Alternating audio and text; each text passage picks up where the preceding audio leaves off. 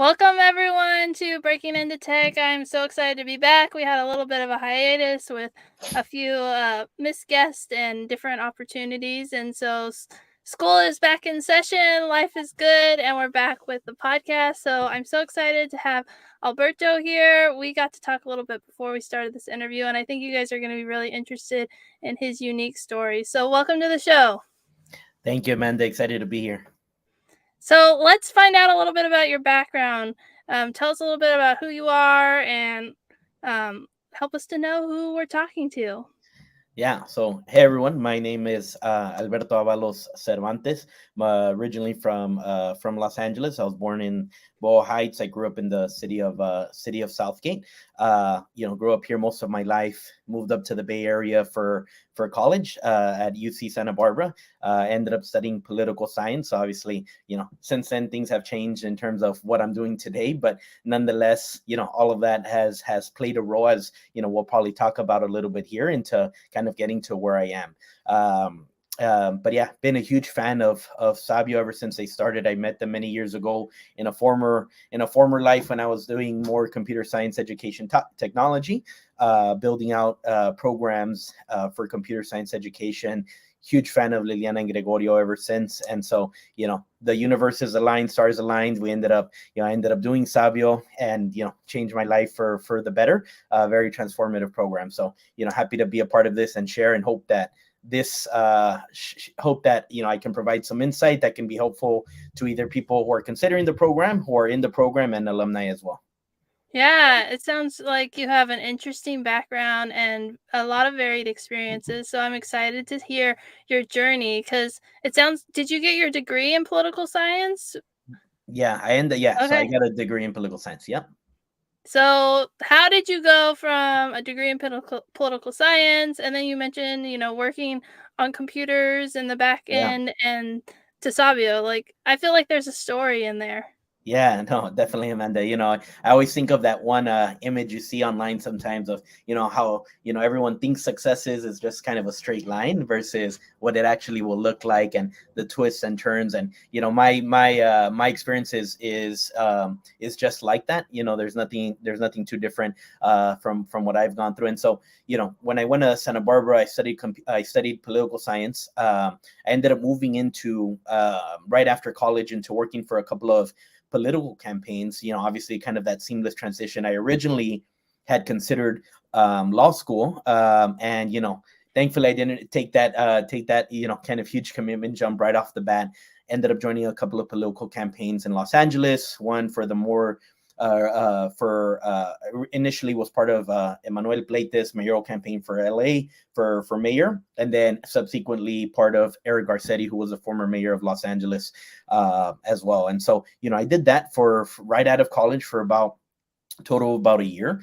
I was looking for different ways to figure out how we can help uplift sort of our community and get them more civically engaged, primarily Latino and Latina communities that I grew up in. And so I had an opportunity to actually move to the Bay Area to join an organization called the Greenlining Institute that focus with a specific focus on civic innovation.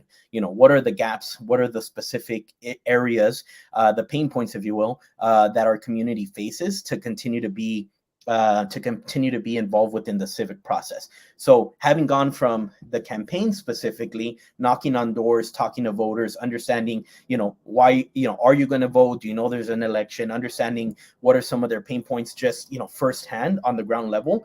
I took a step, took a step back, worked at a policy organization to figure out, is there any policy enhancements that we can make? What are the policy gaps? What are some policy barriers that are being presented to our communities, to figure out, how we can sort of create the right policies to make sure that our communities are civically engaged, right? So thinking about innovative ways to do that. While I was in the Bay Area, I drank the tech juice, being up in the Bay Area with all the technology going on up there. And so, kind of one thing led to another. I started thinking, okay, how can I figure out a path into technology? But again, the thread that continues to tie all of my experiences together has been, commitment to my community, and how do we continue to uplift our community and bring the resources and opportunities to them, right? And so I got an opportunity to come back to Los Angeles and join the Hispanic Heritage Foundation, which is an organization that was primarily focused on a number of things, and they were building out their technology arm, right? And so they said, hey, they were based in Washington D.C. They said, why don't you come back to LA, build out our LA office, and build out this coding program for youth, right? And so I came back to LA. We started the program called Code as a Second Language, which again focused on bringing computer science education, making it accessible to everyone, primarily with the focus on communities who may not have those resources to begin with, right? And so I did that for fast forward about 6 years. We started in the neighborhood that I was born in Boyle Heights, in the east side of Los Angeles.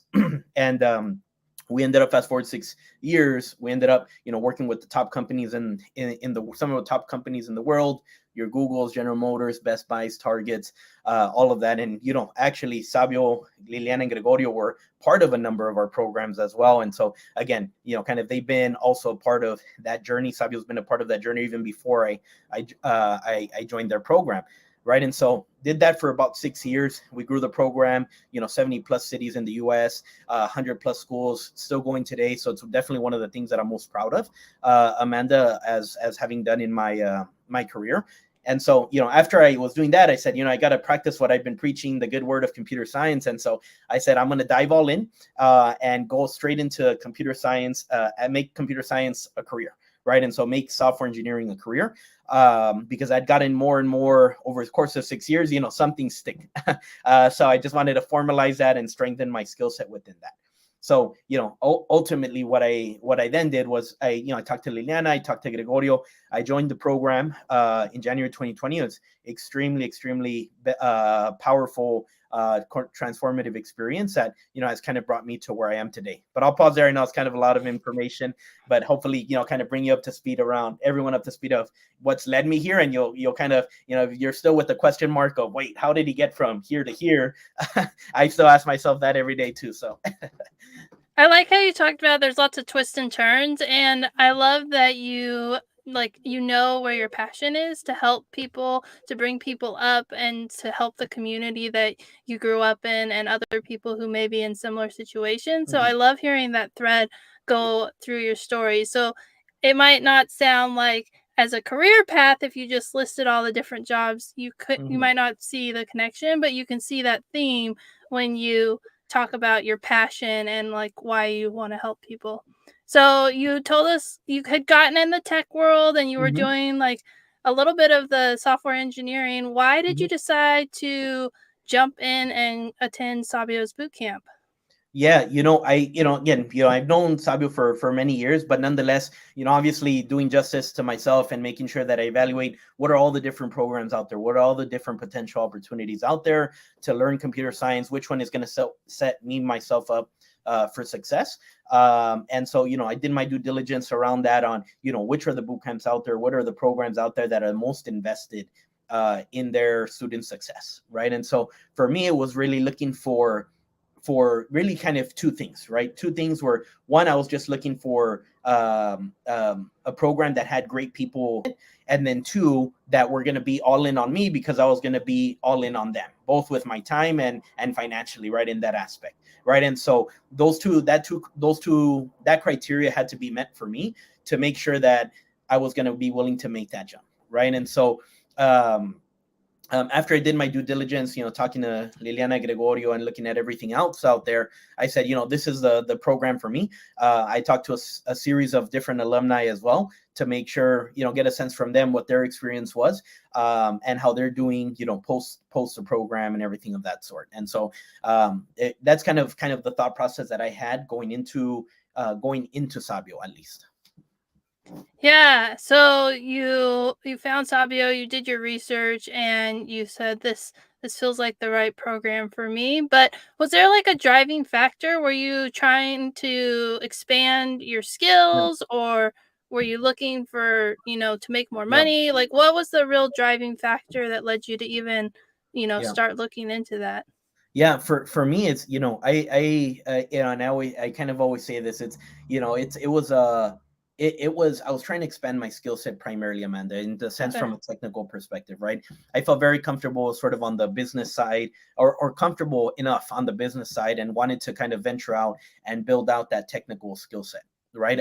And formalize it. And I wasn't, technology wasn't completely new to me, but again, from a computer science, and this is one of the reasons that drives my sort of passion to bring computer science education to all, is, when I was going to high school, or when I was going to school in general, the first introduction to computer science was AP computer science, right? By the time you go to AP computer science, like, there's a lot of assumptions there that something, right? And so it wasn't necessarily a good sort of preparation, right, for me to say I'm going to major in computer science in college. And when other folks from other areas have been doing this for potentially many years, or had an introduction way earlier on, right? And so for me, it was more about, okay, how can I formalize my skill set in engineering, and then also leverage that skill set to figure out how can I build impactful products as well, right? So outside of just having great ideas, everyone says ideas are a dime a dozen, right, in that aspect, but actually formalizing a skill set where I can meaningfully contribute, whether it's me building or not, to building an actual product that has a positive impact. Yeah, that's a really good point. Because if your first exposure, if coding is AP, computer science, and you don't have that background, you can feel really overwhelmed, especially if like your classmates have taken some coding courses and they have the basics, and then you feel like, well, I can't do this because I'm not, as smart as my peers or understanding it, and you don't know that they have this background that helps them to be where they are. So I love that passion of like why you do what you do. It's really cool to hear that, and to hear your story. So, what was it like to dive into the boot camp program? Yeah. It's intense. So, what was it like for you? Yeah, I always, I've said it, and I say it all the time. It was the hardest thing I've ever done in my life. It's the most challenging things. I don't like to sugarcoat it for anyone in that aspect, because it's a huge time commitment. It's a financial commitment, right? And it's just an overall, even mental commitment, that you have to be in the appropriate space in life to some extent. Not everything's going to be perfect in life at all times, right? But you have to at least be in a good space to be able to commit completely to that, right? And so it was one of the hardest things I've done. Sabio does everything possible to be able to actually prepare you in that aspect, right? So be able to prepare you before the program, be able to set you up during the program, be able to set you up for success after the program, right? And so they do everything in their power to do that. But again, at the end of the day, it also comes down to the person in the chair with their fingers on the keyboard, right? And so that's one of the huge things that you have to kind of commit to. I have engraved in my head the quote from Gregorio, that he always says, that coding is a contact sport, right? Your fingers have to make contact with the keyboard. And so that's always, kind of always was in the back of my mind the entire time. And so, they set a schedule, but for me, it was really a 7 day, 7 day a week thing, 12 plus hours a day. And all I was doing is going, coding, going home and sleeping, going home and coding for the duration of that period. And, ultimately that really led to success after the program, because it set me up for it set me up at least with the right mentality and the right skill set to be able to jump into the workforce and immediately add value to any of the companies that I would be joining. Yeah, I like that you talked about like you don't sugarcoat it. It is really Yeah. hard, and I think people have to know that going into it. And I also love all the resources and the new resources that Savio continues to create to try and help you. I mean, they have free Mhm. courses that you can take before you start. The Mhm. pre-work is now part of the course, so you have that extra support, and then you have, students talk about the queue where they have people who Yeah. can talk to you, instructors that you can reach out to, and Yeah. then the after you graduate, the services that they provide, it's a Mhm. full package. So, Yeah. but yes, really hard. Yeah. Absolutely. You got a shout out from Anthony Johnson, so I'm gonna put it on the That's my screen. guy. Yeah, Anthony's we were in the same cohort, man. We had competition. Who shows up earliest, who leaves latest, and so he's it was always, again, that's another part of the program, right? Is the people you're doing it with, right? And Right. so you're kind of in the trenches you're kind of in the trenches with these folks, and so you build relationships with them. You're with them most part of the day, and so Anthony and the group of folks we were part of was definitely a good group to be with and kind of push each other on that end. Yeah, that's a theme that I've heard from past graduates talking about what they're, the team members that they meet, that they're not just like classmates that you don't have connections with. Like after you graduate, you stay connected. That's part of your network Yeah, and all these things. And I love that you said that you graduated a few years ago and he just commented and you guys are yeah, still connected. And that's really great. So I love that. yeah. So every class does a cohort project. Can you tell us Mhm. a little bit about your project and what exactly you got to work on? Yeah. So what?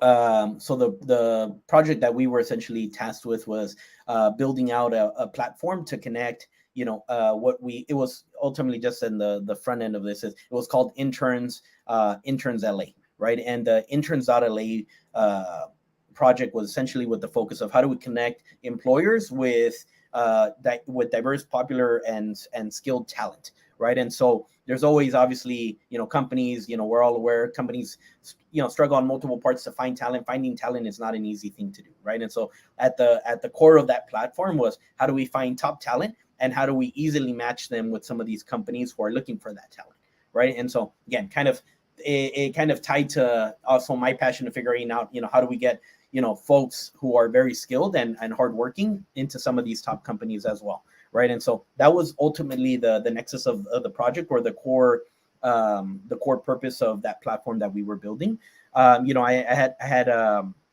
I touched obviously a couple of parts of that. And so, one of the key, I guess, takeaways that I had, at least from the Sabio program for this was, you get your hands dirty at least completely end to end on one component, right? And so it lets you touch multiple parts of a software application, and it feels, obviously like the real world in many aspects, where you're working with the team, you're working on the same code base, you have to get feedback from a certain team, you're building APIs and everything of that sort for a certain team to consume, so there's dependencies across the board. And so that very much mirrors real life, right? And so I think Sabio does a very good job in trying to mirror the real world in many of those aspects, right? And so I worked, it's a full stack software engineering program, and so ended up doing touching multiple parts of the application, and so it was a very good experience overall for that. Yeah, and not only that, you can add it to your resume because you're Yeah, working with a company. It's not a made up pie in the sky. It's like actually creating a exactly. product for a company that will use it, or, take what you guys created and add to it. And so I think that's another great thing because your LinkedIn profile now has, Yep. experience, which is often, sometimes they the companies want you to have experience, but you're an entry level worker and you're like, Yeah. how do I how do I bridge that gap? And so I love that Sabio includes that in their program so that you Yep. already have that experience when you're out, putting your resume out there and doing the interviews. So you get done with the program. What was the process of you getting a job? I know that it is a lot of hard work, sending out hundreds and maybe even Yep. thousands of resumes and doing the interviews. So what was that process like for you? Yeah, for me, obviously, again, depends. It'll vary depending on what stage of life you're in, what stage of your career in, what was your former experience right in, and so it'll vary from from person to person.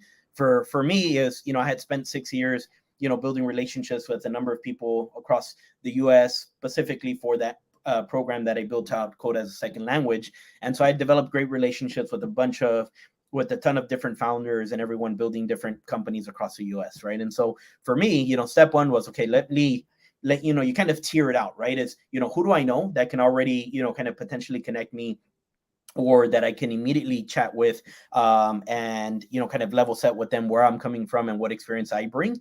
And then your second tier of stuff is people who know somebody else, right? And then the third one is people I don't know at all, or any companies I don't know at all, right? And sort of cold applying in that aspect, right? So for me, is I was definitely applying to that third tier, companies all over the US, because I was open to figuring out what company will take me. And so at the end of the day, for what my biggest advice for people is, apply everywhere, right? Apply everywhere that you can, get as many interviews as you can possibly get. Gregorio always says you're going to get punched in the gut, and you're going to walk away feeling, not good about a certain experience. But the only way you get better is continue to get in there, right? I did boxing many, many years ago, and it's, you have to continue to get up. You have to continue to get in that ring. Not every time it's going to go well, right? And so you can feel like you're prepared, and, maybe it's just not your day, right? And so you have to make sure that you continue to get in there and kind of take the, take each interview as an experience. But you can't just, interview once every week or something like that. So you have to be out there and get applications out there.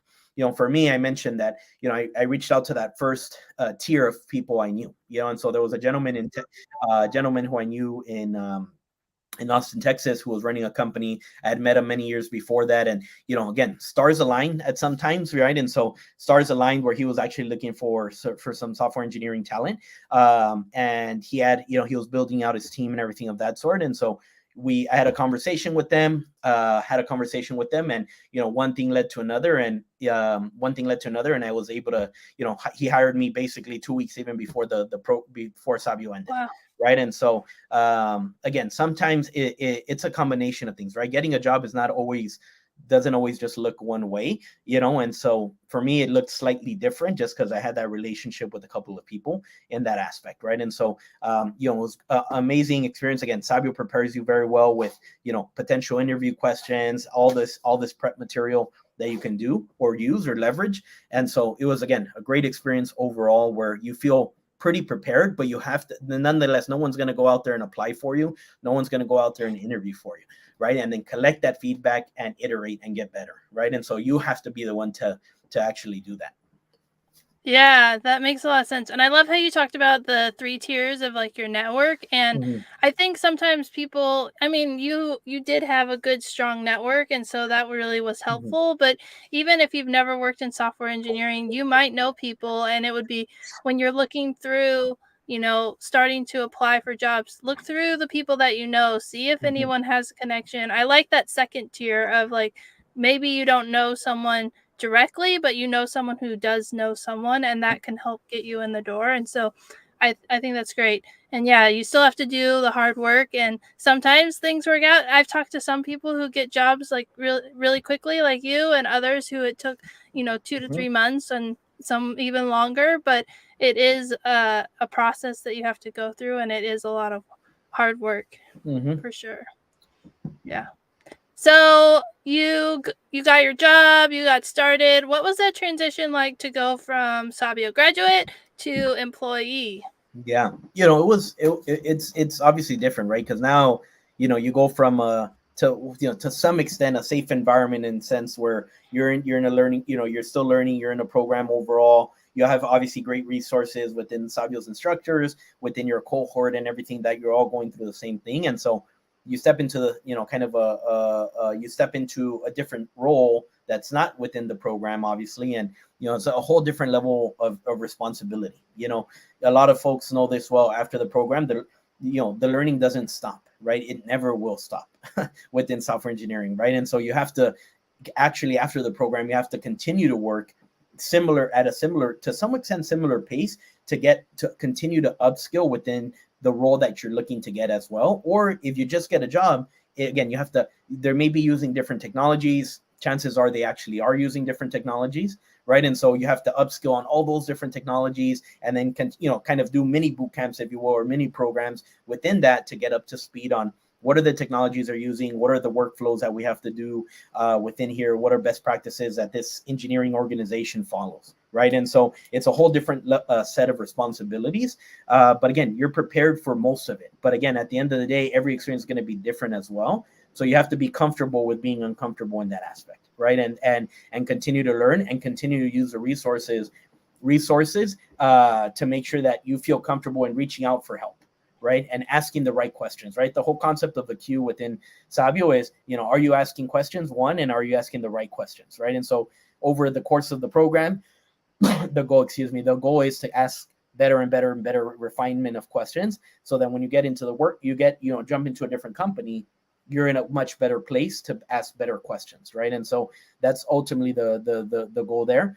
I ended up starting at that company in Austin, Texas, still working from LA. And then, again, good. Sometimes, things happen that may be unexpected. And for me, it did, in the sense where, the Dodgers had reached out, a recruiter from the Dodgers had reached out about an opportunity to join the Dodgers in the, for an application developer role. And, hometown team, huge Dodger fan, right, in that aspect. And so it was, kind of a dream come true in that aspect, to be able to join the baseball team, the Dodgers, and building out sort of internal tools within that team. And so it was a great experience. Again, a new learning experience, going from one company to another, figure out what technologies they're using, how do you upskill in them, how do you get familiar with them, how do you get familiar with the workflow, with the different stakeholders across the board. So that was kind of, at least my experience within it. Learning doesn't just end after the program. You actually have to accelerate your learning once you get to a new role, to make sure that you're set up for success. Yeah, one of the things or there's a few things that you touched on, but the learning is something that is like a continual theme that Mm-hmm. I think if you've ever done Strength Finders, if your top 5 of Strength Finders is learning, then coding and software engineering is definitely the career field for you, because it's something that you continually have to grow, continually have to learn, and it doesn't stop. And especially with the way technology is changing with AI, and like once you get comfortable, things shift and new programs come in and new adaptations. And so that's really good. And then you also talked about asking the right questions. And I remember in a past interview, someone said, well, I would go and be like, I'm stuck. And they'd be like, no, that's not the right question. They'd be like, how did you get to where you are? And like, even just working through like how they got to, sometimes they could get unstuck because they could go through, oh, this is where I made my mistake. Exactly. And so that's another like really important theme, like not just asking like for help, saying I'm stuck. No, how did you get stuck? What have you tried? What are the different things that you've done, so that I can help you, figure out where you went wrong, instead of saying I'm stuck. It's like that's not how it works in coding, because there's so many different steps you have to get to that point.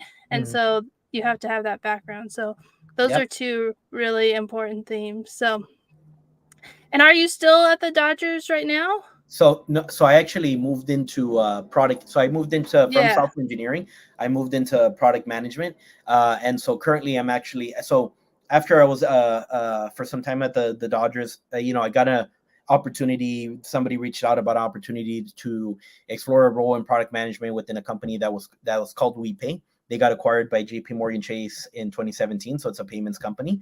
And in back in my mind, I kind of always thought I'm going to probably end up gravitating to some type of product role, because again, given my background, what I had done in the past, that kind of was extremely interesting, right? And so being an engineer, extremely great. Obviously, different engineering experiences are different, but there's times where you just don't necessarily. For me, it was not. It was more enjoyable to be able to inform how we build, what we build, what we build and why we're building it, than how we're building it, right? And just kind of consuming requirements and building out what was asked.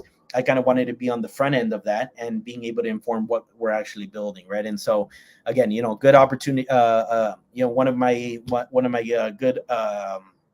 One of my good friends had reached out about an opportunity to join WePay as a product manager. And so since then, I've been part of what, formerly JP Morgan Chase as a product manager working on payments products. So again, similar to some extent, again, it's a learning curve, right? Within, as in anything. But for me, it just kind of shows you that, you set yourself up from a technical perspective. It's played a critical role within how I've gotten into product and what I do every single day, because we work on, platform related things. APIs are everywhere, right? In terms of this, in terms of my role. And so having been on the engineering side, it gives me a really keen understanding of, how we're building stuff, and just understanding, having a deeper sense of building products, right? And so I think it's just, kind of, again, another tool set, skill set in the back pocket to be able to leverage and help inform what we're building.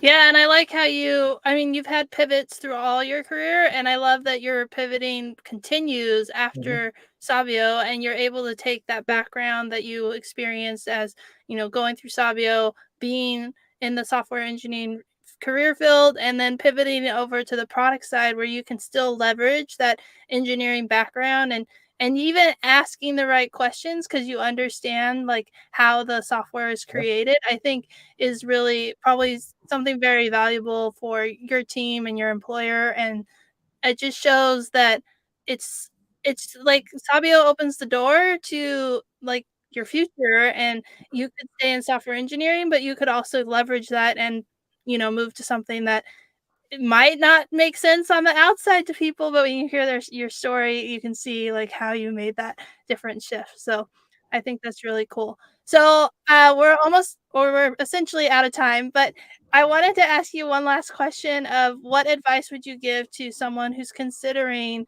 applying to attend Sabio's boot camp?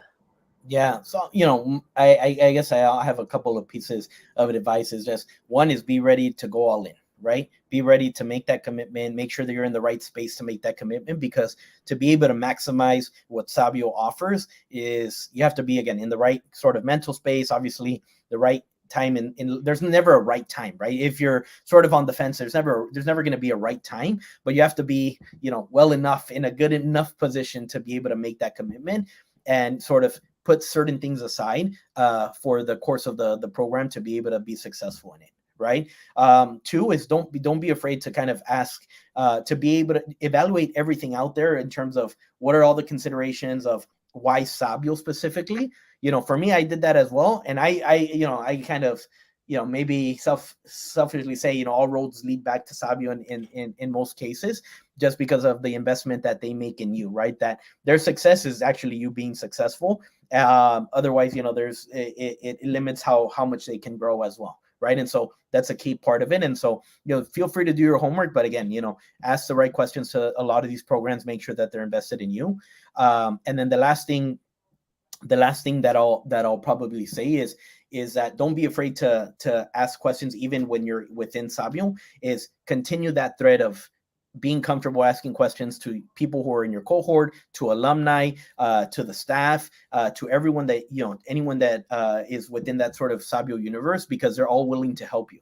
Some of the greatest people I've met part of Sabio were people who did cohort number one. I always shout out Julia Wells, who played a pivotal part in during Sabio and then even after Sabio. And I was cohort 84, I believe, cohort 84. So 83 cohorts later, one of the people that I developed a very close relationship with and who helped me significantly was somebody in cohort one, right? And so having that is another key piece. So those are my 3 pieces of advice: is make sure you're ready, go all in, definitely evaluate whatever your options are, and then don't be afraid to ask questions.